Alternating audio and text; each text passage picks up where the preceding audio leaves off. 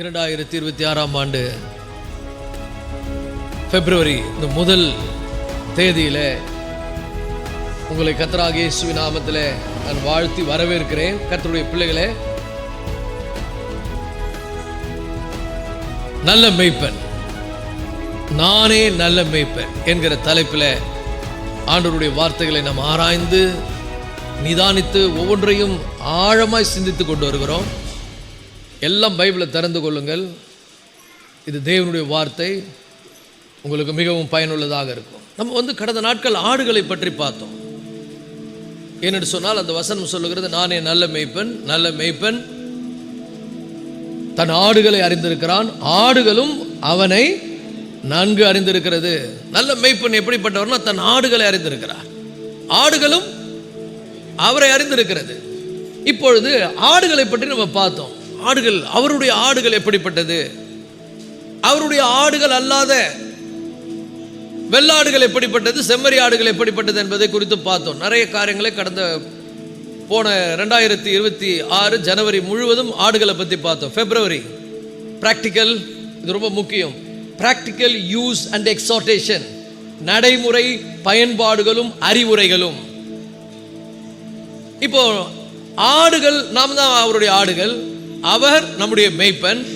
நமக்கு ஆண்டவர் கொடுக்கிற ஆலோசனைகள்ல மிக மிக முக்கியமானது என்னன்னு சொன்னா, நீங்க இங்க இருக்கிற நாம அவருடைய ஆடுகளாய் இருக்கிறோமா என்பதை நாம இன்னைக்கு நிதானிக்க வேண்டும்.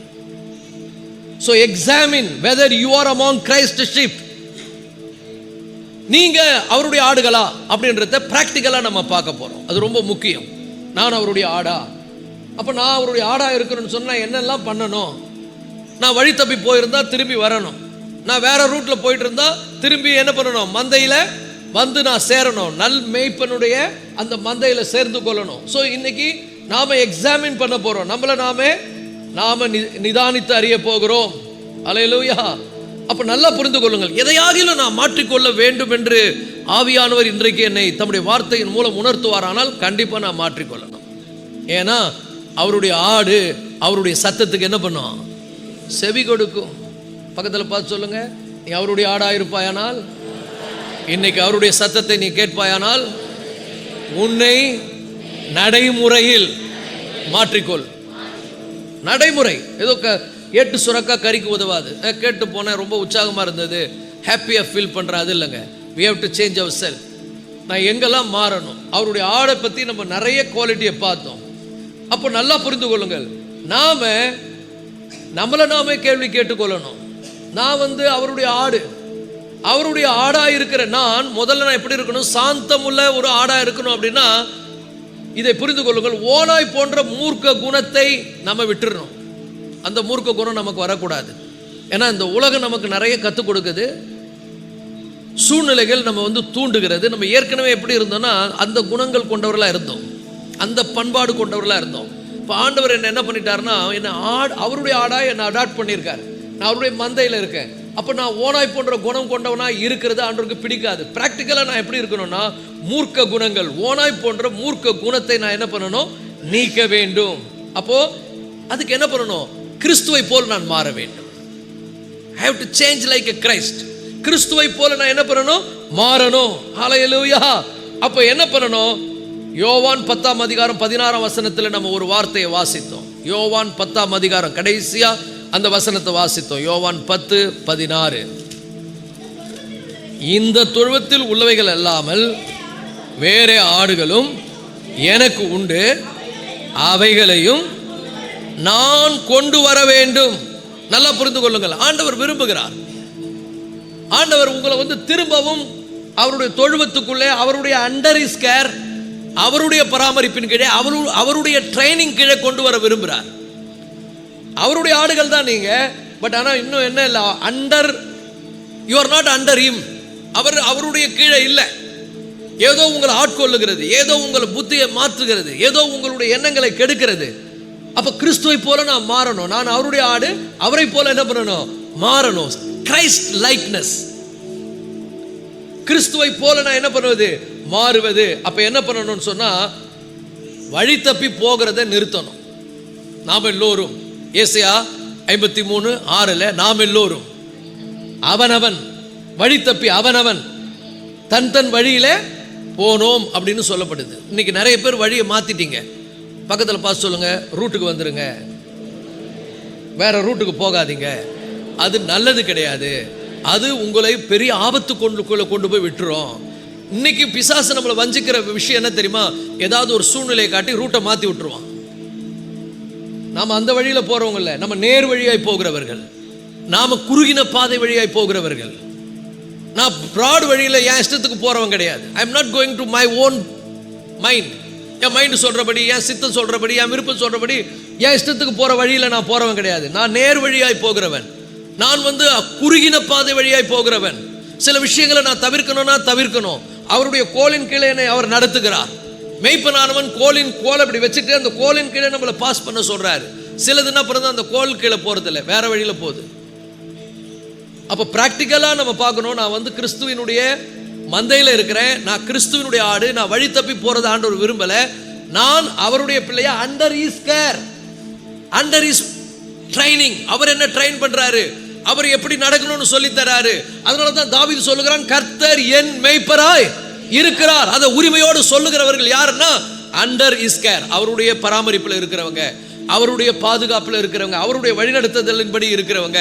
அப்ப நல்லா புரிந்து கொள்ளுங்கள் கர்த்தருடைய பிள்ளைகளை, நம்ம வழி தப்பி திரிந்தால் என்ன நடக்கும் அப்படின்னு சொன்னா, சத்துருவுக்கு நம்ம சமிக்கை காட்டுகிறோம், சத்துருவுக்கு நம்மளை அடையாளம் காட்டுறோம், சத்துரு நம்மளை தாக்குகிறதற்கு நம்ம வழியை திறக்கிறோம். இன்னைக்கு அறியாமல நீங்க செய்கிற சில தவறுகள் உங்களை பிசாசு தாக்குறதற்கு நீங்களே வழியை உண்டாக்கிடுறீங்க.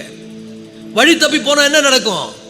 எங்க ஓனா இருக்கு, எங்க கரடி இருக்குது, எங்க சிங்கம் இருக்குது, எங்க மிகவும் கொடிய ஒரு விருகம் இருக்குதுன்னு உங்களுக்கு தெரியாது. இன்னைக்கு நிறைய பேர் பார்த்தீங்கன்னா பிசாசினால் தாக்கப்பட்டிருக்கிறார்கள். கிறிஸ்தவங்க மைண்ட்ல தாக்கப்பட்டிருக்காங்க, சரீரத்தில் தாக்கப்பட்டிருக்கிறாங்க, சில பேர் ஆவியிலே தாக்கப்பட்டிருக்காங்க.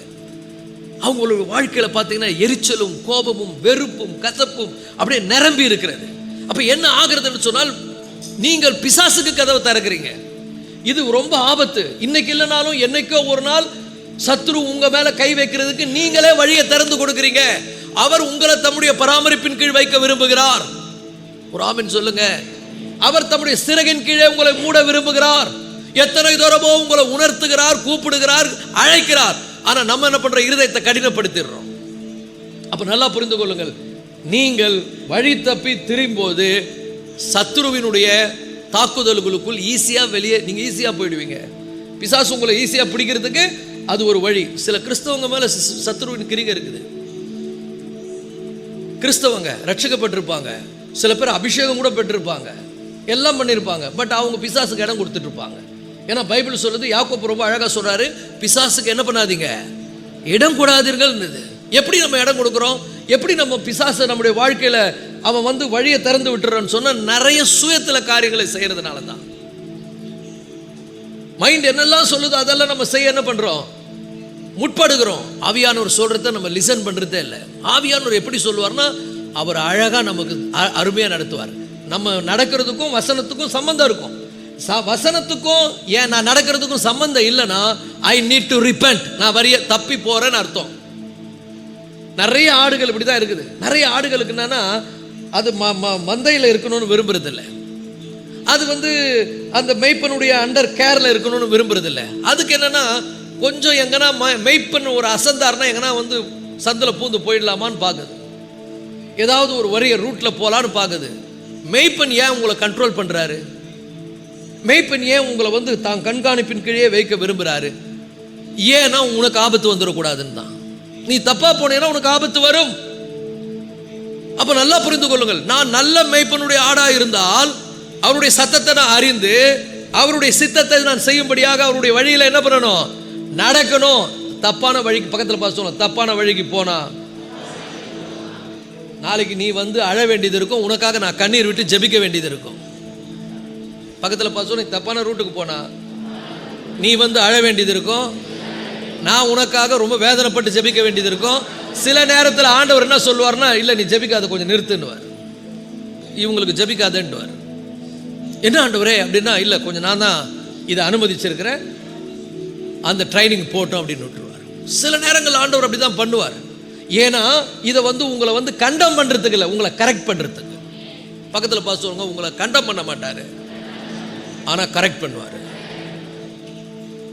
சில ஆடுகள்ல நல்லா காதை பிடிச்சி முறுக்குவார், ஆனு வலி கத்தும். அது ஏன் முறுக்கிறாருன்னா உள்ள நல்ல காதில் அடைச்சிக்கின்னு இருக்குது, ஈரும் பேனும் பூச்சிகளும் உள்ள இருக்குது. அதனால அது பார்க்கறதுக்கு என்ன நினைக்கும், என் காதை பிடிச்சி இப்படி முறுக்கிறாருன்னு நினைக்கும். பக்கத்தில் பார்த்து ரொம்ப பண்ண காதை முறுக்கிடுவார். இப்போ சில பேரை முறுக்கி தான் வச்சுக்கிறாரு. சிலது கத்துது. ஒரு ஆமென் சொல்லுவோமா? நல்ல மேய்ப்பன் அவர் எது பண்ணாலும் நல்லது தான் பண்ணுவார், அழிக்கிறது கிடையாது, நம்மளை சரி ஆக்குறதுக்கு.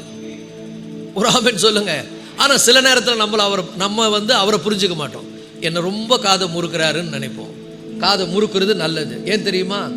மூளை கரெக்டாக வேலை செய்யும். பக்கத்தில் பார்த்து சொல்லுவோம், காதை முறுக்குனாதான் மூளை வேலை செய்யும். நாங்கள் கூட ஸ்கூலில் தப்பு பண்ணும்போது எங்கள் மிஸ் அன்பாக கூடுவாங்க. முதல்ல நம்ம நினைப்போம் அன்பாக கூப்பிட்றாங்க பொழுது நம்மளை பாராட்ட போகிறாங்கன்னு. கிட்ட போனோன்னா காதை பிடிச்சிடுவாங்க. இப்போலாம் பிடிச்சா உடனே கம்ப்ளைண்ட் ஆகிடுது. நல்ல ஆசிரியர்கள் நம்மளை கண்டிப்பாங்க, நல்ல ஆசிரியர்கள் நம்ம கரெக்ட் பண்ணுவாங்க, நல்ல மெய்ப்பன் நம்மை சரி பண்ணுவார். பிராக்டிக்கல். எதுவுமே ஏட்டு சுரக்கா கிடையாது, வந்தோம் கேட்டு போனோன்னு கிடையாது.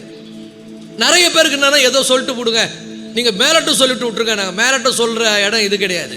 இங்க காதை முறுக்குவார்கள். ஒரு ஆமென் சொல்லுங்க. அது உங்கள் நன்மைக்கு, அதனால பாதிப்பு வராது, நீங்க பரிசுத்தமாய் விடுவீர்கள். ஒரு ஆமென் சொல்லுங்க. அப்ப நல்லா புரிந்து கொள்ளுங்கள். பாட்டு மட்டும் போடுறோம், வழி தப்பி நான் தெரிந்தேன். பாடுங்க பாட்ட. பாவ பழி அதை சுமந்து அலைந்தேன். பக்கத்தில் பார்த்து என்ன சுமந்துன்னு போயின்னுக்கிற நீ, எல்லாத்தையும் அவர் பாத்துல இறக்கு.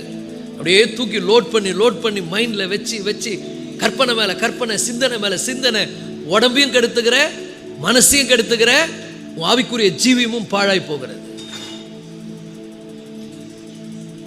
எல்லாத்தையும் அவருடைய சமூகத்தில் இறக்கி விடுங்கள். அவர் உங்களை விசாரிக்கிறானபடியால் உங்கள் கவலைகளை எல்லாம், உங்கள் பாரங்களை எல்லாம் அவர் மீது என்ன பண்ணுங்க, வைத்து விடுங்கள். வைக்கிறதே இல்லை, தூக்கி ரொம்ப சுமக்கிறீங்க, ரொம்ப கற்பனை பண்றீங்க, ரொம்ப சிந்திக்கிறீங்க. இப்படி பண்ணா அப்படி ஆயிடும் நினைக்கிறீங்க, வேற மாதிரி ஆயிடும். ஒரு ஆமென் சொல்லுங்க. நம்ம நினைப்பு அநேக நேரங்களில் நம்ம பொழப்ப கெடுத்துரும். நம்ம இப்படி நினைப்போம், அப்படி பண்ணா அப்படி ஆயிடும், அப்படி ஆகாது, வேற மாதிரி ஆயிடும். வேற மாதிரி ஆயிட்ட பிறகு கத்தி கதற வேண்டியது இருக்கும். அதனால ராங் ரூட்ல போகக்கூடாது. நாம் எல்லோரும் வழி தப்பி அவனவன், பைபிள் எப்படி சொல்லுது, அவனவன் நம்முடைய சொந்த வழியில போனோம். சொந்த வழியில வழி இதுவே. இதுதான் கிறிஸ்தவனுடைய வாழ்க்கை, இதுதான் கிறிஸ்தவனுடைய வழி. ஒரு கிறிஸ்தவனா இருப்பனா நீ இப்படிதான் இருக்கணும், இல்லைன்னா நீ அங்க போயிடு. நிறைய பேர் நிக்கிறாங்க அங்க லைன்ல, போயிடு. உன் கேரக்டர் மாறல, சுபாவம் மாறல, நீ ஆண்டவருக்கு கீழ்ப்படிஞ்சு இருக்க மாட்ட, மெய்ப்பன் கீழே வர மாட்ட அப்படின்னா நீ you go and worship idols. போய் தாகோன்களையும் பாகால்களையும் எல்லாத்தையும் போய் நீ வணங்கு. உனக்கு அதுதான் கரெக்ட். அங்க உன்னை ஒன்றும் கேட்க மாட்டாங்க, நீ பண்றது தான் ரைட்டுன்னு வாங்க, உன் இஷ்டப்படி நீ வாழலாம். இங்க அப்படி கிடையாது. இங்கே சத்தியத்துக்கு நீங்க கட்டுப்பட்டே ஆக வேண்டும். You are under the care of the shepherd. நீங்க மேய்ப்பனுடைய அண்டர், மேய்ப்பனுடைய கண்ட்ரோல்ல இருக்கணும். ஒரு ஆமென் சொல்லுவோமா? சோ அது ரொம்ப ரொம்ப முக்கியம். தவறா, இதனால தான் நிறைய பேர் என்ன பண்றாங்கன்னா தவறான மற்றும் கள்ள உபதேசங்கள்ல போய் சிக்கிக்கிறாங்க. தவறான கள்ள உபதேசம் என்னன்னா உங்களுடைய மாம்சத்தை தூண்டிவிடும். எப்ப பாரு ஆசீர்வாதம் தான் சொல்லுவாங்க, கர்த்தருடைய ஆசீர்வதிப்பார், நீ வாளாகாமல் தலையாவ, கடைசியா தலை உடைஞ்சு சாவ. நீ சரியே ஆக மாட்டேன்ற, உன்னை எப்படி ஆண்டவர் வாளாக்காமல் தலையாக்குவாரு? நல்லா புரிஞ்சுங்க. அதே உபாகமம் 28 ஆசீர்வாதத்தை சொல்ற அதே தேவன் அதுக்கு அடுத்து வர வசனங்கள்ல நீ என் வசனத்தை கேட்டு அதன்படி செய்யலனா இப்படி சொல்லப்படுகிற சாபம்லாம் உன் மேல வரும்னு இருக்கிறார். இதை நான் எந்த ஊழியக்காரர் சொல்றது இல்லை, எல்லாம் மேல் பூச்சா பூசுகிறார்கள். கர்த்தர் உன்னை ஆசீர்வதிப்பார், உன்னை உயர்த்துவார், நீ அப்படியே இரு, நீ மாறாத, அவர் உன்னை உயர்த்துவார். நல்லா புரிஞ்சுக்க, அது டேஞ்சர், ரொம்ப ஆபத்து. நீ வழி தப்பி போனால் அதன் பலனை நீ தான் பார்ப்ப. ராங் டாக்டர் என்ன தெரியுமா? கண்டிப்பே கிடையாது, வெறும் செழிப்பையே பத்தி பேசிட்டு இருக்கு. சத்தியத்தை சத்தியமா சொல்றது கிடையாது. ஏன்னா ஜனங்க கோச்சுக்குவாங்க. நான் நல்லா புரிந்து கொள்ளுங்கள், நீங்க கோச்சுக்குவீங்க அப்படின்னு நான் உங்களை சமாதானப்படுத்தி பேசுறேன், அவர் கோச்சுக்குவாரு. இப்ப நான் முடிவு பண்ணோம் யாரை கோச்சுக்க வைக்கிறது அப்படின்னு. உங்களை கோச்சுக்க வைக்கலாமா, அவரை கோச்சுக்க வைக்கலாமா? உங்களுக்கு நான் பிரியமா நடந்தால், மனிதனுக்கு பிரியமாய் நடந்தால் கர்த்தர் துக்கப்படுவார். கர்த்தருக்கு பிரியமாய் நடந்தால் அவர் சந்தோஷப்படுவார். நீங்களும் ஆசீர்வதிக்கப்படுவீர்கள். ஆமென் சொல்லுவோமா? அப்ப நம்ம ஆசீர்வதிக்கப்படணும்னா அண்டர் என் ஆடுகள் என் சத்தத்தை கேட்கும். எத்தனை பேருக்கு அவர் சத்தம் கேட்குது? பக்கத்தில் பார்த்து கேளுங்க, யார் சத்தம் உனக்கு கேட்குது? நான் இப்போ அவர் சத்தம் சொல்லிக்கினே இருக்கும்போது பிசாசு சைடில் சொல்லுவோம், அதெல்லாம் நம்பாத, அவன் ஏற்றி விடுவான். நீங்கள் தான் அவர் சத்தம் எதுன்னு டிசைன் பண்ணி புரிந்து கொள்ளணும். ஸோ இது ரொம்ப முக்கியம். அடுத்தது பார்த்தீங்கன்னா, எப்பொழுதும் அவருடைய நம்ம ப்ராக்டிக்கல், நம்ம பேசுறது வந்து ப்ராக்டிக்கல். இது ஏட்டு சுரக்கால முன்னாடி நம்ம பேசுறது ஆடுகள் எப்படி இருக்கும்னு பேசணும். இப்போ ப்ராக்டிக்கலாக பேசுகிறோம். Stay near the shepherd and the flock. Stay near the shepherd and the flock means what? எப்போவுமே மெய்ப்பங்கிட்டே இரு, மந்தை உள்ளே இரு. பக்கத்தில் பார்த்து சொல்லுங்க, மெய்ப்பனுடைய கண்காணிப்பின் கீழே மந்தைக்குள்ளேயே இரு. சிலதுக்கெல்லாம் மந்தையில் இருக்க பிடிக்காது. அங்கே நல்லா இருக்குதுன்னு பார்க்கும், இங்கே நல்லா இருக்குதே. நல்லா புரிந்து கொள்ளுங்கள், இது ரொம்ப முக்கியம். அதனால தான் வேதம் சொல்லுது, எபிரேயர் 10ஆம் அதிகாரம், இது ரொம்ப முக்கியம். எபிரேயர் 10:25, stay near the shepherd and the flock. ஆடுகளோடு கூட இரு, மெய்ப்பனுடைய கண்ட்ரோல்ல இரு. அதுதான் வேதம் சொல்லுது. என்ன சொல்லுது வாசிங்க? எபிரேயர் 10:25, சபை கூடி, அதாவது சபை கூடி வருதலை, மந்தைக்குள் வருவதை சிலர் விட்டு விடுகிறது போல நாமும் விட்டு விடாமல் ஒருவருக்கு ஒருவர் புத்தி சொல்ல கடவோம். தப்பு பண்ணா புத்தி சொல்லித்தான் ஆகணும். நீடிய பொறுமையை பத்தி பேசிட்டு இருக்கோம். ஒவ்வொரு வீடுகளிலும் வியாழக்கிழமை தோறும் வீட்டு ஜபங்கள்ல நம்ம நீடிய பொறுமையை குறித்து பேசிக் கொண்டிருக்கிறோம். அந்த நீடிய பொறுமையை குறித்து பேசும்போது 1 தெசலோனிக்கர் 5ஆம் அதிகாரத்தில் ஒரு காரியத்தை வாசித்தோம். ஒழுங்கற்றவர்களுக்கு புத்தி சொல்லுங்கள், பலவீனரை தாங்குங்கள், நீடிய பொறுமை உள்ளவர்களா இருங்கள் அப்படின்னு சொல்றாரு. இப்ப நீடிய பொறுமை எங்க காமிப்பது? நீடிய பொறுமையை நான் எங்க பிராக்டிக்கலா நான் நீடிய பொறுமையை பயன்படுத்த முடியும்? சில சூழ்நிலைகள் மாறாது, சில மனிதர்கள் மாற மாட்டார்கள். நல்லா புரிஞ்சுங்க.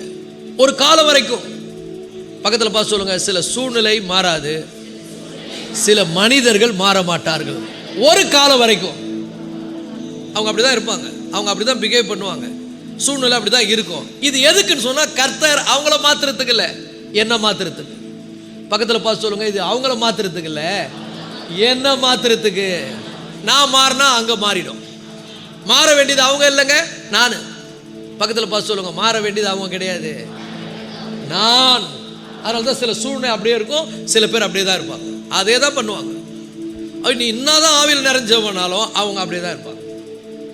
ஏன்னா உங்ககிட்ட கர்த்தர் சில மாற்றத்தை கொண்டு வர விரும்புகிறார். அப்ப நீ என்ன பண்ணனா, பொறுமையா இருக்கணும், நீடிய பொறுமையா இருக்கணும்னு வியாழக்கிழமை தோறும் வீடுகளில் பேசுறேன்.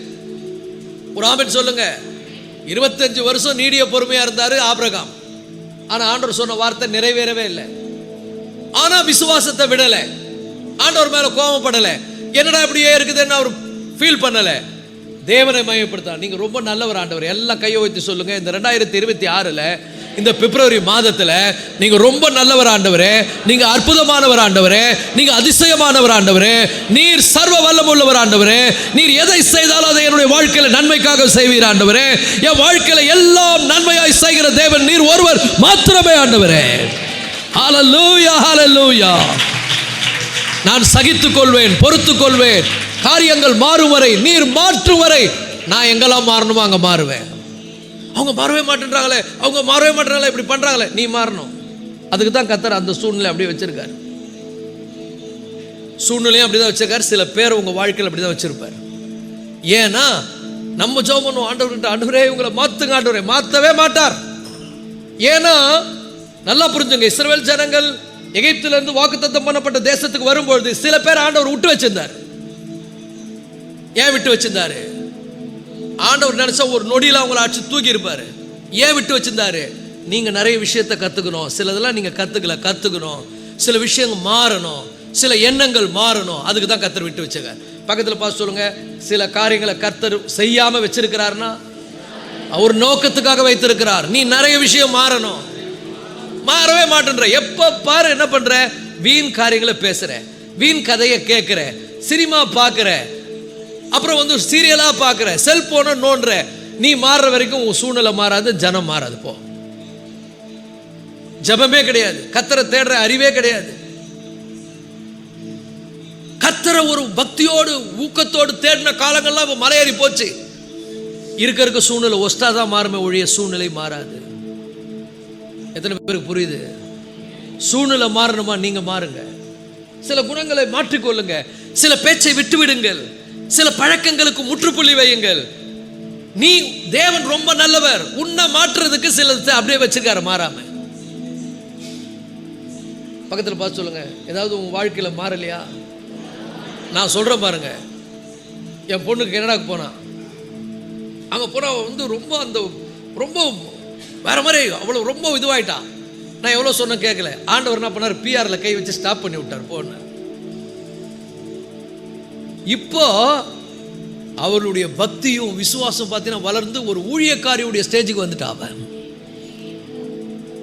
நான் சொன்னேன், நீ மாறிட்ட, இப்ப பிஆர் உன் கைக்கு சீக்கிரமா வரப்போகுது அப்படின்னு. நல்லா புரிந்து கொள்ளுங்கள். ஏசப்பா கெட்டவர் கிடையாதுங்க, ரொம்ப நல்லவருங்க. ஏன் என் வாழ்க்கையில் இப்படி செய்யறாரா? நீ மாறுவதற்கு, பிறரை நீ நினைக்கிற அவங்க மாறணும்னு. அவங்க மாறுவதில்லை, நீ மாறணும். பக்கத்தில் பார்த்து சொல்லுங்க, மாற வேண்டியது அவர்கள் அல்ல, மாற வேண்டியது நான். நான் மாறினால் எல்லா சூழ்நிலைகளையும் கர்த்தர் மாற்றி போடுவார். எப்ப பாரு ஆண்டவர்கிட்ட வந்து அழுது, ஆண்டவரே மாற்றும், ஆண்டவரே மாற்றும், ஆண்டவர். நான் சொல்றது உனக்கு புரியலையா? நீ மாறுன்னு வர. உன் புத்தியை மாத்திக்க, உன் எண்ணத்தை மாத்திக்க, உன் பெருமையை விடு. எல்லாத்தையும் என்ன அர்த்தம்? வெறுக்கிற மாதிரி சூழ்நிலை கொண்டு வந்து அதை வெறுத்த பிறகுதான் அற்புதத்தை செய்வார். ஏன்னா அப்புறம் அது மேல நீ வந்து சாஞ்சிக்க மாட்ட, கர்த்தரையே சாய்ந்து கொள்வாய். ஒரு ஆமென் சொல்லுங்க. நீங்கெல்லாம் சொன்னா நம்ப மாட்டீங்க, நேரில் வந்து சில பேர் சாட்சி சொல்லுவாங்க பாருங்க, அப்பதான் நம்புவீங்க. ஓ இது உண்மை, இது சத்தியம். அந்த காலம் வெகு தூரத்தில் இல்ல, ரொம்ப நேரில் இருக்குது, ரொம்ப நெருக்கத்தில் இருக்கிறது. ஹல்லேலூயா! அவர் அற்புதமான தேவன். நல்லா புரிஞ்சுங்க. நம்ம சில தப்பு செய்ய நம்ம பிசாசுக்கு ஓபன் பண்ணி விடுறோம் வழியை. பிசாசுக்கு என்ன பண்றோம்? அவன் எவனை விழுங்கலாமோ என்று வகை தேடிக்கின்று இருக்கிறான். நீ இடம் கொடுத்தா உள்ள வந்துருவான். ஏன்னா 1 பேதுரு 5:8 சொல்லுகிறது, உங்களுடைய எதிராளியாகிய பிசாசானவன் எவனை விழுங்கலாமோ என்று. நீ ஒரு ஆடு, உன்னை விழுங்குறதுல அவன் கவனம் வைக்கிறான். நீ எப்படா வழி விலகி வருவ, எப்போ நீ வந்து ரூட்டை மாத்துவன்னு பாக்குறான். நீ ரூட்டை மாத்துற, நீ காலி. ஒரு ஆமென் சொல்லுங்க. எவனை விழுங்கலாமோ என்று வசனம் சொல்லுகிறது, எவனை விழுங்கலாமோ என்று. உன் ஆத்துமா கெட்டு போயிடும், உன் ஆத்துமாவை பிசாசு விழுங்கிடுவான், உன் ஆவிக்குரிய ஜீவியம் ஒண்ணு இல்லாம போயிடும், உலக பிரகாரமா நீ மாறிடுவே. அதனாலதான் ஆண்டவர் சொல்றாரு, தெளிந்த புத்தி உள்ளவர்களா இருங்கள், விழித்திருங்கள் அப்படின்னு சொல்லிட்டு சொல்றாரு. ஏனெனில் உங்கள் எதிராளியாகிய பிசாசான. பக்கத்தில் பார்த்து சொல்லுங்க, உன்னை கெடுக்கிறதுக்குன்னே சில பேர் இருக்கிறாங்க இங்க. பிசாசு அங்கங்க குட்டி பிசாசுகளை வச்சுக்கிறான். ஏன்னா அவன் ஆம்னி பிரசன்ட் கிடையாது. யாரையாவது வச்சு உன்னை கெடுப்பான், யாரையாவது வச்சு அவங்கள பாரு, அவங்க எப்படி இருக்கிறாங்க அது மாதிரி நீ இருந்துவான். நீ சொல்லணும் அவங்கள பார்க்க கூடாது, இயேசுவை தான் நான் பார்க்கணும். மேகம் போன்ற திரளான சாட்சிகள் நம்மை சூழ்ந்து கொண்டிருக்க, நம்மை சுற்றி நெருங்கி நிற்கிற பாவத்தையும் பாரமான யாவற்றையும் தள்ளிவிட்டு விசுவாசத்தை துவக்குகிறவரும் முடிக்கிறவருமா இருக்கிற இயேசுவை பாரு. பக்கத்தில் பார்த்து சொல்ல, யாரை பார்க்கிற? சீரியலை பார்க்காத, எல்லாத்துக்குமே சேர் சாட்ல போய் பார்க்காத, எல்லாத்துக்குமே போயிட்டு யூடியூப்பை பார்க்காத, இதை கொஞ்சம் பாரு. ஒரு அலையிலேயே சொல்லுங்க, இதை கொஞ்ச நேரமாவது பார், உத்துப்பார், அவருடைய வார்த்தையை கவனித்துப்பார். Listen to the Lord. பரிசுத்த ஆவியானவருக்கு கவனம் செலுத்து. அருமையான ஆண்டவர் நமக்கு சொல்லி தருவார், அற்புதமாய் சொல்லி தருவார். அப்ப நல்லா புரிந்து கொள்ளுங்கள், இது வந்து பிராக்டிக்கல் லைஃப். அப்ப நல்லா புரிந்து கொள்ளுங்கள், அதுல ரொம்ப முக்கியம் மெயின்டைன் யூனிட்டி அமாங் ஷிப்ஸ். நமக்குள்ள என்ன இருக்கணும்னா யூனிட்டி, ஐக்கியம் இருக்கணும். பக்கத்தில் பார்த்து சொல்லுங்க, நமக்குள்ள ஒரு ஐக்கியம் இருக்கணும். ஹல்லேலூயா! ஏன்னா இந்த ஐக்கியம் இல்லாதனால தான் கர்த்தருடைய பிள்ளைகளே சபை நாசமாகிறது, சபை கெட்டு போகுது. சபை கெட்டு போறதுக்கு காரணம் என்ன? நோய், ஆவிக்குரிய நோய் தாக்குகிறது. ஒரு ஆட்டுக்கு நோய் வந்தா போதுங்க, அதை உடனே பராமரிக்கணும், அதை உடனே அதை வந்து ட்ரீட் பண்ணலனா அந்த நோய் மற்ற ஆடுகளையும் தாக்கும், மற்ற ஆடுகளையும் அது வந்து என்ன பண்ணும்?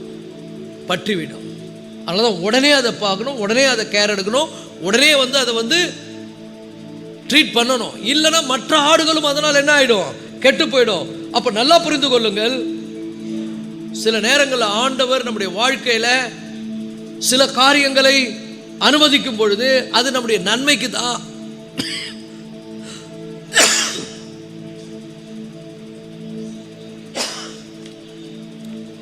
Excuse me.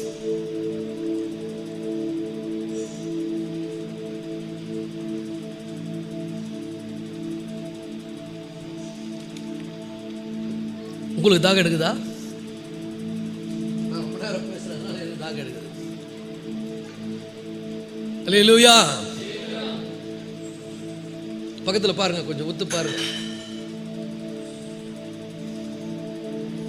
Amen. Hallelujah. So it's very important, unity, ஒற்றுமை. ஏன்னா நல்லா புரிந்து கொள்ளுங்கள், யூனிட்டி இல்லாதனால தான் அநேக ஆடுகள் பலியாகிறது.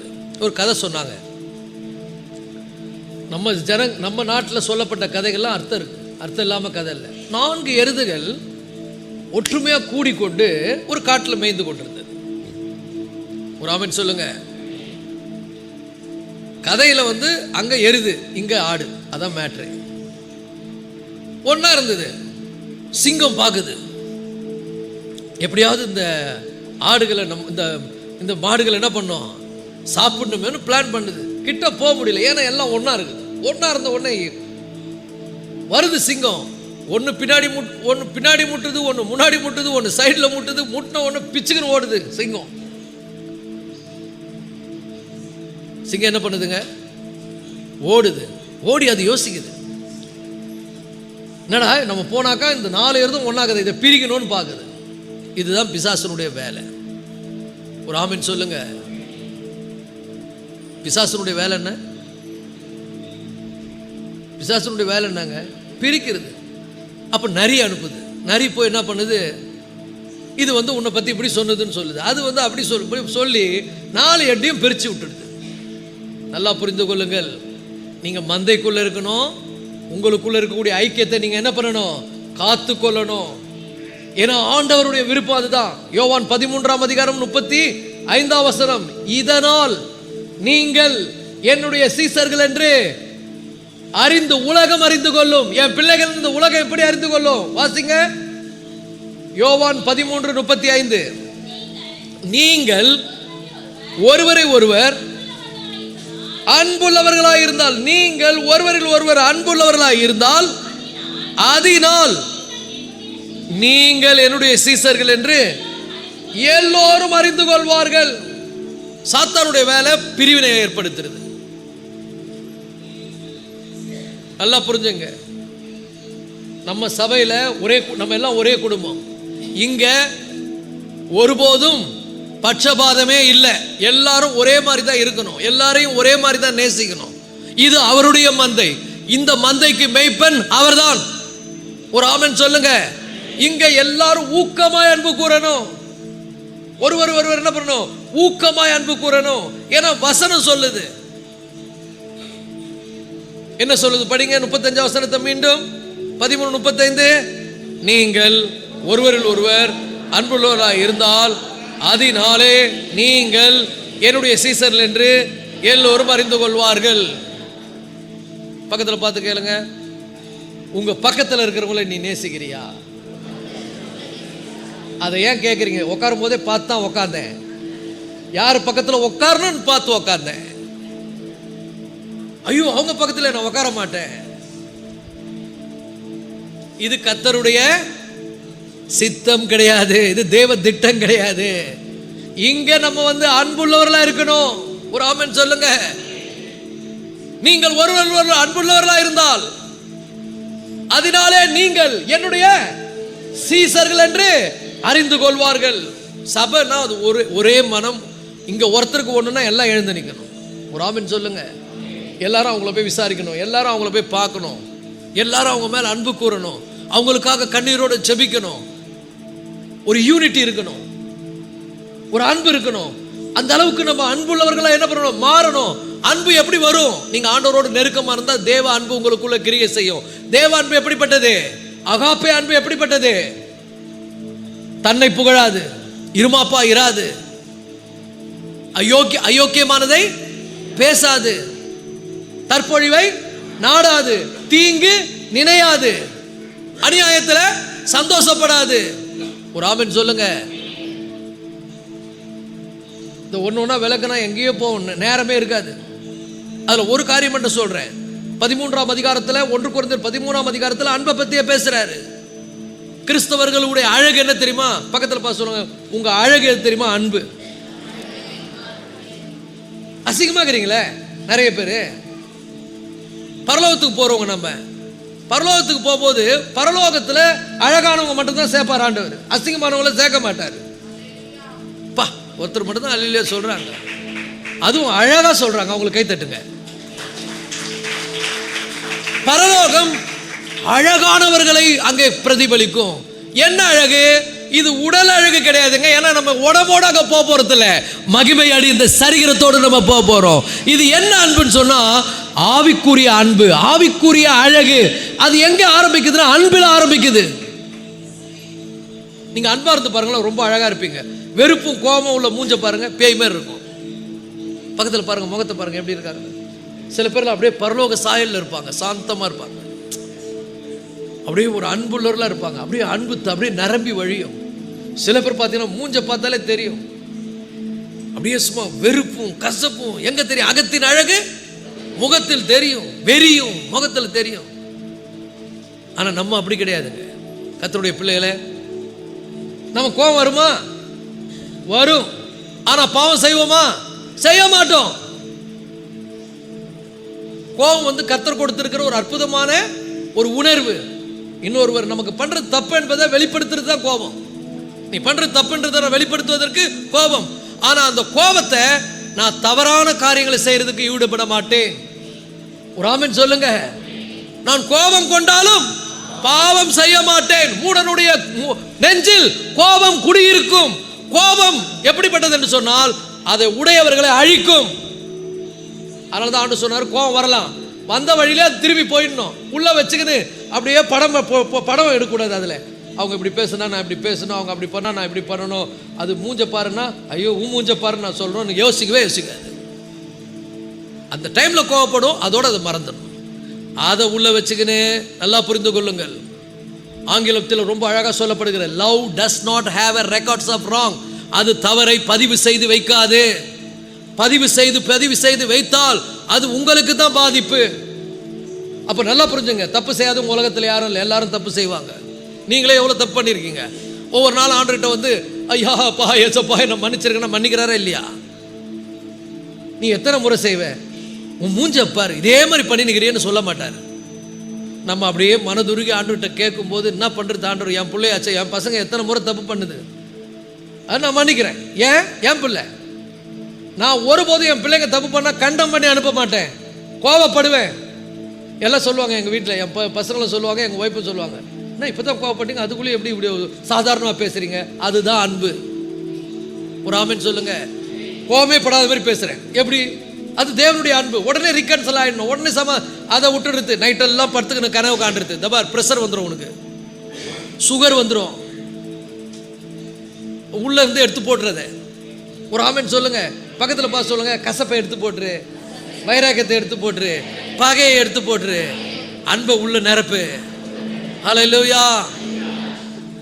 பக்கத்தில் நிரப்பிட்டீங்களா? ஃபுல் ஆயிடுச்சா? அன்பு நிரம்பலன்னா அன்புள்ள தேவனிடத்தில் போய் அவர் முகத்தை பார். அன்பினால் உங்கள் இருதயங்களை என்ன பண்ணுங்க? நிரப்புங்கள். ஏன் தெரியுமா?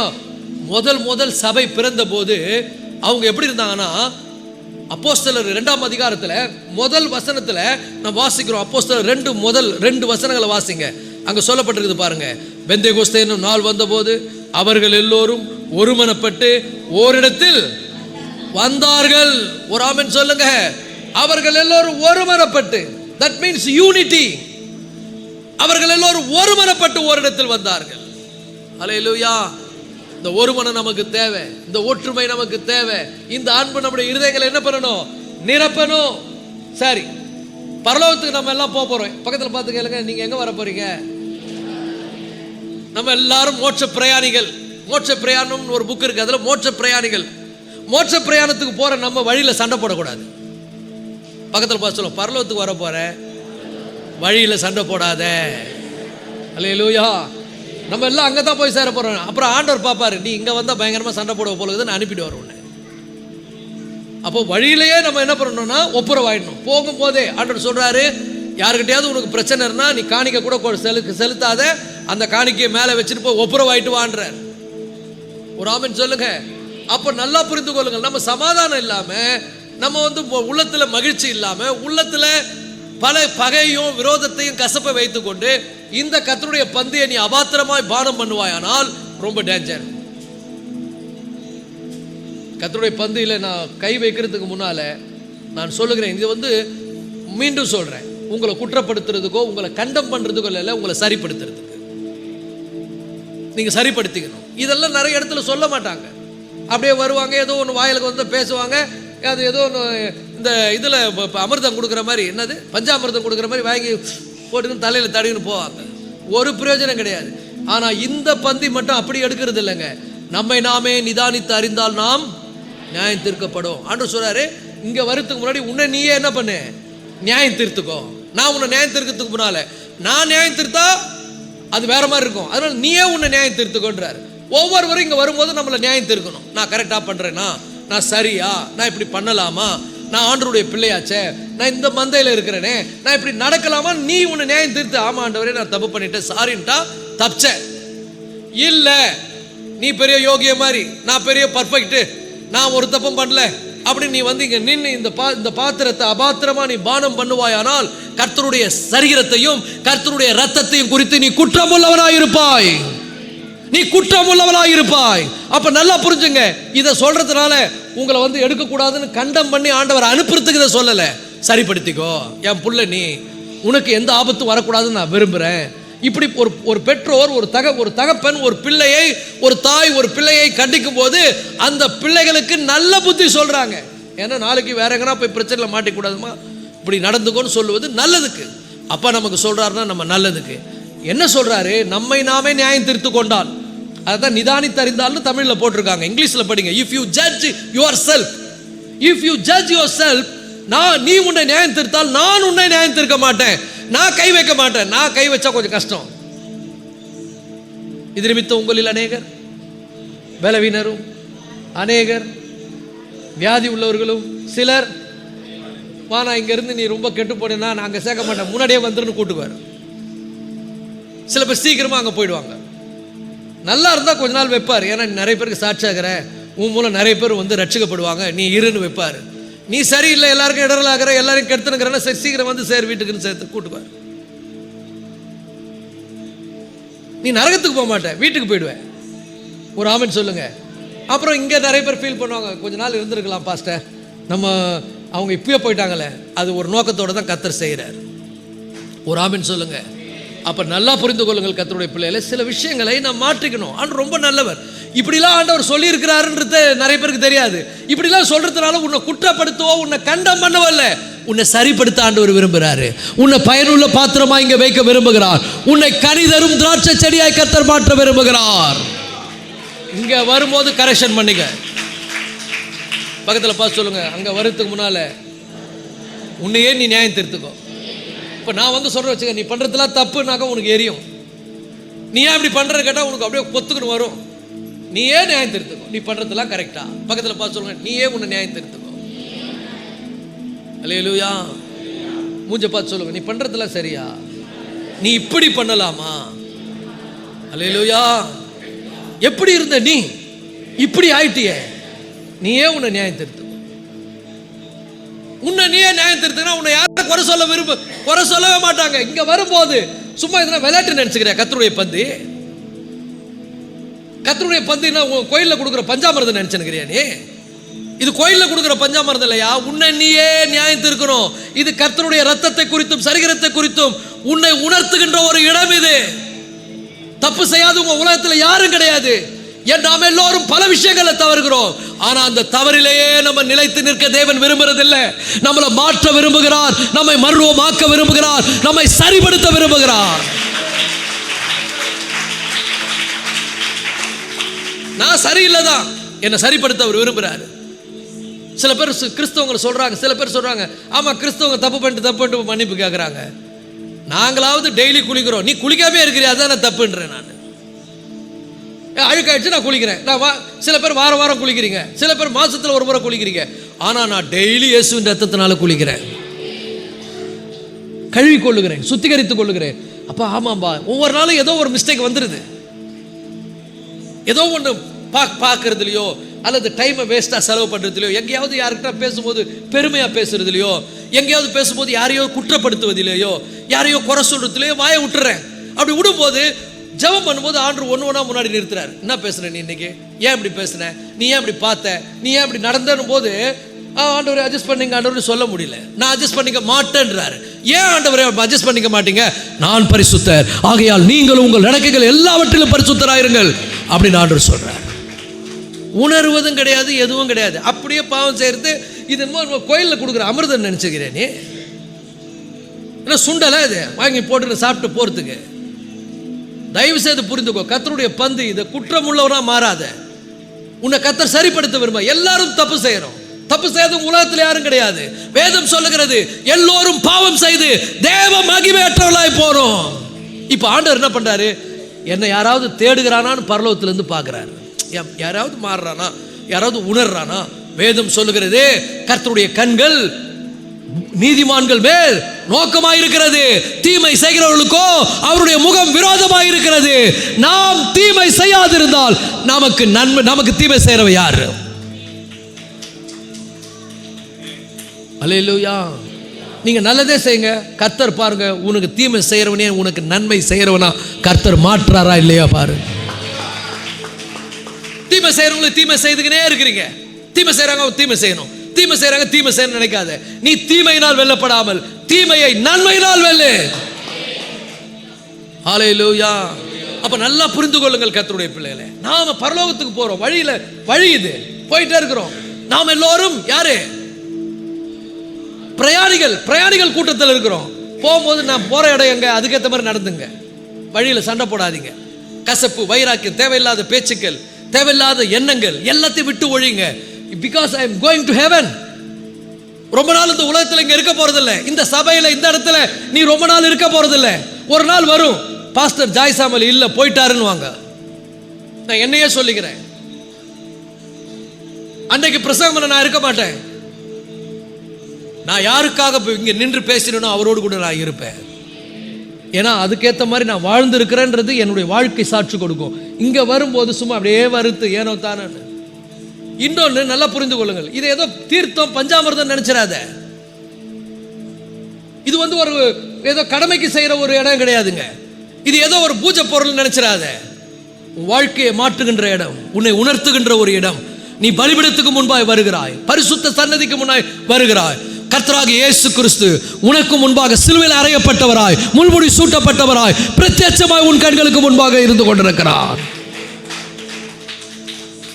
நம்மை நாமே நிதானித்தறிந்தால் நாம் நியாயத்திற்கப்படும். நாம இப்போ அலசி ஆராய்ச்சி, அப்பா சரியில்லைப்பா, நான் சரியில்லை, நான் அப்படி செய்தது தவறு தான், நான் அப்படி நடந்து கொண்டது தவறு தான், இப்படி பார்த்தது தவறு தான், உங்கள் சமூகத்தில் நான் இழிவான காரியங்களை செய்துட்டேன், மன்னிச்சிருங்க அப்படின்னு ஆண்டவரிடத்தில் நம்ம ஒப்பு கொடுக்கும்போது கர்த்தருடைய பிள்ளைகளை பெரிய மாற்றத்தை கர்த்தர் நம்முடைய வாழ்க்கையில கொண்டு வருவார். அற்புதமான ஒரு சாட்சியாய் கர்த்தர் இந்த உலகத்தில் நம்ம வைப்பார். ஹல்லேலூயா, ஹல்லேலூயா. அப்ப நல்லா புரிந்து கொள்ளுங்கள், அவருடைய ஆடு அவருடைய மகிமையை தேடும். அவருடைய ஆடு தான் சொந்த மகிமையை தேடாது, அது தான் சொந்த பெருமைக்காக வாழாது, அது தான் சொந்த காரியத்துக்காக வாழாது, தன்னுடைய மேய்ப்பனுடைய மகிமைக்காக அது வாழும். அப்ப நல்லா புரிந்து கொள்ளுங்கள், நான் அவருடைய ஆடாய் கள்ளம் கபடற்றவனாய் நடப்பது அவசியம். இங்க கரப்படம், ஆனா கரையை நான் நீக்கிடணும். கள்ளம் கபடற்றவளாய் நான் இருப்பது ரொம்ப அவசியம். அது மட்டும் இல்ல, பரிசுத்தமாய் வாழ்வது ரொம்ப அவசியம். என் தேவன் என்னுடைய மேய்ப்பர் என்ன பண்ணிருக்கிறாரு? பரிசுத்தத்துக்கு என்று அழைத்திருக்கிறார். நான் எல்லா வழியிலும் போறதுக்கு என்ன அழைக்கல, அவருடைய பாதையில அவர் எனக்கு முன்ன போறாரு, நான் அவருக்கு பின்னால போறேன். பக்கத்தில் பார்த்து கேளுங்க, யார் பின்னாடி நீ போற? அவர் சொல்றாரு, நான் என் மந்தைய வெளியே விட்ட பிறகு நான் அதுக்கு முன்னாடி போறேன், அது ஏன் பின்னால வரும். சிலது பின்னாடியே வந்து நின்று வேற ஒரு ஆள் பின்னாடி போயிடுது. நீங்க அவர் பின்னால போகிற ஆடுகளா இருக்கணும். இப்போ பரிசுத்தம் மிக முக்கியம், சாந்தம் ரொம்ப முக்கியம். இதெல்லாம் கூட்டிக் கொள்ளணும். சாந்தம், கள்ளம் கபடற்ற நிலை, அதுக்கப்புறம் பரிசுத்தம். இரண்டாவது, எல்லாவற்றிலும் ஏதோ ஒரு விதத்தில் கர்த்தருக்கு பயனுள்ளவர்களா இருக்கணும், மற்றவங்களுக்கும் பயனுள்ளவர்களா இருக்கணும். பயனுள்ள பாத்திரங்கள். உங்க வார்த்தை மற்றவங்களுக்கு பயனா இருக்கணும், உங்க ஜெபம் மற்றவங்களுக்கு பயனா இருக்கணும், உங்க ஆலோசனை மற்றவங்களுக்கு பயனா இருக்கணும். கெடுக்கிற காரியங்களை செய்யாதீங்க, மற்றவங்களை நோகடிக்கிற காரியங்களை செய்யாதீங்க. யாரை கெடுக்கலாம், யாரை வந்து வேதனைப்படுத்தலாம், அந்த காரியங்களை தயவு செய்யாதீங்க. ஏன்னா இதெல்லாம் அவருடைய ஆட்டுக்கான லட்சணம் கிடையாது. பிராக்டிக்கல் லைஃப், கிறிஸ்தவ லைஃப் என்பது ஏதோ ஏட்டு சுரக்காவை கேட்டுட்டு போறது இல்லைங்க. இன்னைக்கு கேட்குறோம், நாளைக்கு போய் வாழ போறோம். அப்ப நல்லா புரிந்து கொள்ளுங்கள், எல்லாருக்கும் பயனுள்ளவர்களா இருங்க. உங்க ஜெபத்தின் மூலம் மற்றவங்களுக்கு ஆசீர்வாதமா இருங்க. மற்றவங்க கிட்ட பேசும்போது உங்க வார்த்தை மற்றவர்களுக்கு, அதான் பைபிள் சொல்லுகிறது, கெட்ட வார்த்தை ஒன்றும் உங்கள் வாயில் புறப்பட வராமல் கேட்கிறவர்களுக்கு பிரயோஜனம் உண்டாக பேசுங்கன்றாரு. உங்க வார்த்தை கூட மற்றவங்களுக்கு பிரயோஜனமா இருக்கட்டும். எரிச்சல், கோபம், போராமை, இந்த வார்த்தையெல்லாம் பேசாதீங்க. அதெல்லாம் விட்டு ஒளியுங்கள். அதுக்கப்புறம் நல்லா புரிந்து கொள்ளுங்கள், தேவ பயம் ரொம்ப முக்கியம். ஆடு எப்படிப்பட்டது? பயந்த சுபாவம் உள்ளது. தேவனுக்கு பயப்படுகிற பயத்தோடு நடந்து கொள்ளுங்கள். ஒருவர் ஊக்கமாய் அன்பு கூறுங்கள். ஒருவர் என்ன பண்ணுங்க? ஊக்கமாய் அன்பு கூறுங்கள். ஹல்லேலூயா. இப்ப இதெல்லாம் ஒட்டுமொத்தமா மையமா கொண்டு ஒரு வசனத்தை ஆண்டவர் வெளிப்படுத்துறார். தீத்துவின் புத்தகம் 2ஆம் அதிகாரம் 10ஆம் வசனம். தீத்து 2ஆம் அதிகாரம் 10ஆம் வசனம். தீத்துவின் புத்தகம் 2ஆம் அதிகாரம் 10ஆம் வசனம். தங்கள் எஜமான்களுக்கு கீழ்ப்படிந்திருந்து எதிர்த்து பேசாமல் எல்லாவற்றிலும், இதுதாங்க முக்கியம், எல்லாவற்றிலும் கர்த்தருக்கு பிரியமுண்டாக நடந்து கொள்ளுங்கள். ஆண்டவர் வேதனைப்படுத்துற மாதிரி நடக்காதீங்க. பிரியமுண்டாக நடந்து கொள்ளவும், திருடாமல் இருந்து சகல விதத்திலும் நல் உண்மையை காண்பிக்கவும் புத்தி சொல்லு. ஒரு ஆமென் சொல்லுங்க. அதைத்தான் இப்ப நான் கத்தி சொல்லின்னு இருக்கிறேன். நான் என் இஷ்டத்துக்கு எதையும் சொல்லல, என் கருத்தை சொல்லல, கர்த்தருடைய வார்த்தை அப்படியே உங்களுக்கு சொல்லுகிறேன். ஆண்டவருக்கு பிரியமுண்டாக நடந்து கொள்ளுங்கள். நல் உண்மையை என்ன பண்ணுங்க? காண்பியுங்கள். ஒரு ஆமென் சொல்லுவோமா? ஏன் அதை காமிக்கணும்? ஏனெனில் எல்லா மனுஷருக்கும் ரட்சிப்பை அளிக்கத்தக்க தேவ கிருபையானது பிரசன்னமாகி நாம் அவபக்தியையும் லௌகிக இச்சைகளையும் வெறுத்து தெளிந்த புத்தியும் நீதியும் தேவபக்தியும் உள்ளவர்களால் இவ்வுலகத்திலே ஜீவனம் பண்ணி நாம் நம்பி இருக்கிற ஆனந்த பாக்கியத்துக்கும் மகாதேவனும் நமது இரட்சகருமாக இயேசு கிறிஸ்துனுடைய மகிமையின் பிரசன்னமாகுதலுக்கு எதிர்பார்த்து கொண்டிருக்கும்படி நமக்கு போதிக்கிறது. ஒரு ஆமென் சொல்லுவோமா? ஹல்லேலூயா. எதிர்பார்க்கிறவர்களாய் வாழுங்கள். சிலதெல்லாம் விட்டுருங்க. வம்பும் புத்தியினமான பேச்சும் தகாது. கர்த்தருடைய பிள்ளைங்க வேற விதமா நடக்காதீங்க. உலகத்தான் அப்படி நடப்பான், நம்ம அப்படி நடக்கக்கூடாது. ஏன் தெரியுமா? நான் அவரை பிரியமுண்டாக வாழ்கிறவன், ஏன் இஷ்டப்படி வாழ்கிறவன் அல்ல. எத்தனை பேருக்கு புரியுது நான் சொல்றது? பக்கத்தில் பார்த்து கேளுங்க, உங்களுக்கு புரியுதா? ஆண்டவருடைய வார்த்தை உங்களுக்கு புரியுதா? மெய்ப்பனுடைய சத்தம் கேட்குதா? என்ன ஆண்டவர் சொல்றாரு, என் ஆடுகள் என் சத்தத்தை கேட்கும். ஆனால் நான் சொல்லிக்கினே இருக்கும்போது, மெய்ப்பனுடைய சத்தத்தை கேட்டுக்கினே இருக்கும்போது சைடில் வேற ஒரு சத்தம் வரும், சுயத்தின் சத்தம் வருதா? அது என்ன சொல்லுது? நல்லா புரிந்து கொள்ளுங்கள், சத்துரு தந்திரமானவன். ஆண்டவருடைய பிள்ளைங்க, நீங்க பரிசுத்தவான்கள், நீங்கள் தேவபக்தி உள்ளவர்கள். தேவன் உங்களை உலகத்திலிருந்து வேறு பிரித்து இருக்கிறார். FGCC திருச்சபையே, நீ சாதாரணமா இங்க வரல, நீ சாதாரணமா ஏதோ இங்க எதர்ச்சியா வந்துட்ட நினைக்காத. தேவன் உண்மையில் தம்முடைய திட்டத்தை உடையவராக இருக்கிறார். ஒரு நோக்கத்தோடு உங்களை இங்கே அழைத்து வந்திருக்கிறார். நீங்கள் நம்பி இருக்கிற ஆனந்த பாக்கியத்துக்கும் மகாதேவனும் இரட்சகருமாகிய இயேசு கிறிஸ்து வருகைக்கு அது நம்ம எதிர்பார்த்து கொண்டிருக்க போதித்துக் கொண்டிருக்கிறது. ஹல்லேலூயா, ஹல்லேலூயா. லௌகிக இச்சைகளை விட்டுவிடுங்கள். லௌகிக இச்சைகளையும், ஹல்லேலூயா, இந்த உலகத்தில் எல்லாவற்றையும் லௌகிக இச்சையும் வெறுத்து தெளிந்த புத்தியும் நீதியும் தேவபக்தியும் உள்ளவர்களாய் உலகத்தில் ஜீவனம் பண்ணி, உலகத்தில் அவருடைய பிள்ளைங்க இப்படிதான் வாழணும். இதுக்கு மாறா நீங்க வாழ்ந்தீங்கன்னா டேஞ்சர், ஆபத்து. அது வேற உருவத்தில் வந்து உங்க வாழ்க்கையில பெரிய ஒரு ஆசீர்வாத கேடா வந்து நின்றுடும். நாளைக்கு நான் தான் அழுது ஜெபம் பண்ண, ஆண்டவரே உங்களை காப்பாற்றுங்க, ஆண்டவரே உங்களுக்கு உதவி செய்யுங்க ஆண்டவரே. கடவுள் எதை சொன்னாலும் நம்ம நன்மைக்கு தான் சொல்றாரு. தீமை செய்கிறவர்களுக்கு தீமையே வரும். மனிதன் எதை விதைக்கிறானோ அதையே அறுப்பான். தேவன் தன்னை பரியாசம் பண்ண ஒட்டார். அப்ப நல்லா புரிஞ்சுங்க. அதனால தான் ஆண்டவர் சொல்றாரு, நீ தெளிந்த புத்தியாரு, லௌகிக இச்சையை விட்டுடு, மைண்ட்ல ஏதோ வச்சுக்கணும், உன் மைண்ட் சொல்றபடிலாம் போகாத, நான் என் சத்தத்தை கேளு. நீ என்னுடைய ஆடா? எத்தனை பேர் அவருடைய ஆடு? பக்கத்தில் பார்த்து கேளு, நீ யார் ஆடு? நீ எதுக்கு இங்க வந்து இருக்கிற? அல்லேலூயா. நீ அவர் சத்தம் உனக்கு கேட்குதா? எத்தனை பேர் கேட்குது? அவருடைய சத்தத்தை கேட்டு இன்னைக்கு உங்க மனசுல, ஆமா இன்னைக்கு ஆண்டவர் என் கூட பேசினார்னா எல்லாம் கையை தட்டி கர்த்தரை மகிமைப்படுத்து. அல்லேலூயா, அல்லேலூயா. பக்கத்தில் பார்த்து கேளுங்க, அவருடைய சத்தம் எப்படி இருக்குது? காதுக்கு இனிமையா இருக்குதா? சில பேருக்கு இனிமையா இருக்கும், சில பேருக்கு சறுக்கு சறுக்குன்னு குத்தும். ஓ குத்துது குத்துது, நல்லது நல்லது. அல்லேலூயா. அடிப்பட்ட இடத்துல டிஞ்சர் வச்சா என்ன ஆகும்? எரிதா? கொஞ்ச நேரம் பொறுத்துக்கும், எல்லாம் சரியாயிடும். அல்லேலூயா. அடிப்படாத இடத்துல டிஞ்சர் வச்சா என்ன இருக்கும்? ஜில்லுன்னு இருக்கும். சில பேருக்கு ஜில்லுன்னு இருக்குது. அல்லேலூயா ஆமென்வாங்க. கவலைப்படாத, அடிப்படும் போது வைப்பார் அவரு, அப்ப எரியும். ஒரு ஆமென் சொல்லுங்க. எரிஞ்சா நல்லதா கெட்டதா? நல்லது, சீக்கிரம் சரியாயிடும். பக்கத்தில் பார்த்து சொல்லுங்க, குயிக்கா சரியாயிடும், நல்லா ஆயிடும். அல்லேலூயா. அப்ப நல்லா புரிந்து கொள்ளுங்கள், அவருடைய ஆடு இதெல்லாம் செய்யணும். அப்புறம் சொல்றாரு, ரொம்ப முக்கியம், ஒருவர் ஒருவர் ஊக்கமாய் அன்பு கூறுவது மிக முக்கியம். அதுக்கப்புறம் கர்த்தருடைய பிள்ளைகளே, ஐக்கியம் உங்க ஆவிக்குரிய வாழ்க்கையை ரொம்ப பலப்படுத்தும், அது ரொம்ப முக்கியம். அதுக்கப்புறம் கர்த்தருடைய பிள்ளைகளே, தாழ்மை உள்ளவர்களை நடந்து கொள்ளுங்கள், அது உங்களை கர்த்தருக்கு முன்னால ரொம்ப அற்புதமாய் அழகாய் மாற்றும். தாழ்மை ரொம்ப முக்கியங்க. பக்கத்தில் பார்த்து சொல்லுங்க, தாழ்மையை நீங்க தரித்து கொண்டால் ஆளே மாறிடுவீங்க, டிரான்ஸ்பர் ஆயிடுவீங்க, டிரான்ஸ்ஃபர்மேஷன் ஆயிடுவீங்க. ஒரு வீடியோ ஒன்று பார்த்தேன், ஒரு பொண்ணு ரொம்ப அசிங்கமாகுது, கொஞ்ச நேரம் இருங்கன்னு சொல்லிட்டு ஏதோ பூசுறாங்க, ஏதோ பண்றாங்க. ஒரு லேடி பண்ணிட்டு பார்த்தா அவ்வளோ அழகாகுது அந்த பொண்ணு. நாங்கள் முன்னே பின்னன்னு போடுறான், பிஃபோர் ஆஃப்டர். நான் சொல்ற பாருங்க, பக்கத்தில் பார்த்து சொல்லுங்க, இது பிஃபோரு, நீ வெளியே போகும்போது ஆஃப்டர். ரொம்ப அழகா போவேன். இவ்வளோ நேரம் ப்ளீச் பண்ணி தேய்ச்சி எடுக்க வேண்டியதை எடுத்து, கூட்ட வேண்டியதை கூட்டி, தடவை வேண்டியதை தடவி, மொழுவ வேண்டியதை மொழுவி, உன் கண்ணுக்கு இதை போட்டு அதை போட்டு உன்னை அற்புதமா உருவாக்கி அனுப்புறாரு. உன்னை ஆண்டவர் பார்க்கும்போது ரொம்ப அழகா ஃபீல் பண்ணுவேன். You become very beauty. எது ரொம்ப முக்கியம்? தாழ்மை. பக்கத்தில் பார்த்து தாழ்மை நடந்துங்க.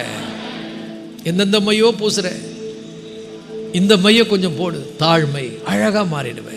அப்ப ஆண்டவர் பார்த்து உன்னை பார்த்து சொல்வாரு, ஸ்திரீகளில் ரூபவதியே உன்னில் பழுதொன்றும் இல்லை, பிரியமானவளே அப்படின்னு ஆண்டவர் சொல்வாரு. இல்லைன்னா ஆண்டவர் பார்த்து சொல்வாரு, நீ எனக்கு எலும்புருக்கியா இருக்கிறன்னுவாரு. ஒரு ஆமீன் சொல்லுவோம். எல்லாரும் எழுந்திருப்போம் இந்த காலை வேளையில. இன்னைக்கு பிராக்டிக்கலா பேசியிருக்கிறோம். பிராக்டிக்கல், இது பிராக்டிக்கல் ஸ்டெப். அவருடைய ஆடுகள் பிராக்டிக்கலா என்ன பண்ணணும்னு சொல்லியிருக்கிறோம். அடுத்த வாரத்தில் மேய்ப்பர் எப்படிப்பட்டவர் என்பதை பற்றி பேச போறோம்.